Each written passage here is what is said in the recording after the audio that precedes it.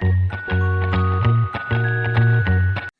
a tothom, soc la Joana, vaig a l'Institut La Plana de Vic i avui us vinc a parlar sobre la comunicació no verbal. La comunicació o el llenguatge no verbal és la informació que donem a través del nostre cos. Constantment, a la vida diària, enviem senyals amb les nostres mans, la nostra postura o els nostres moviments, de manera que a vegades ens estem comunicant sense saber-ho. El llenguatge no verbal no sempre és bo i no sempre és dolent. Per exemple, si estàs fent una presentació i no et pares de moure, semblarà que estàs molt nerviós o que t'estàs pixant a sobre. Però en canvi, si no et mous gens, com si estiguessis jugant al pica-paret, semblarà que tens por, que tens vergonya, que no saps què dir o que acabes de veure un nen volant.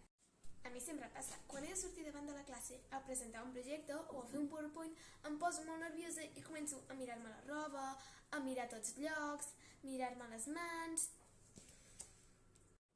Bueno, i per acabar, us diré uns quants consells.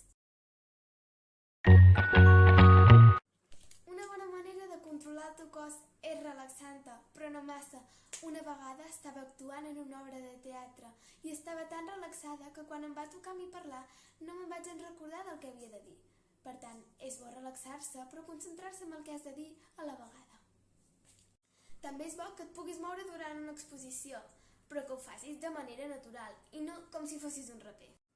Ara sí que us he de dir moltes gràcies per escoltar-me i adeu. Espero que a partir d'ara feu unes presentacions genials i que gràcies als meus consells podeu controlar millor el vostre cos.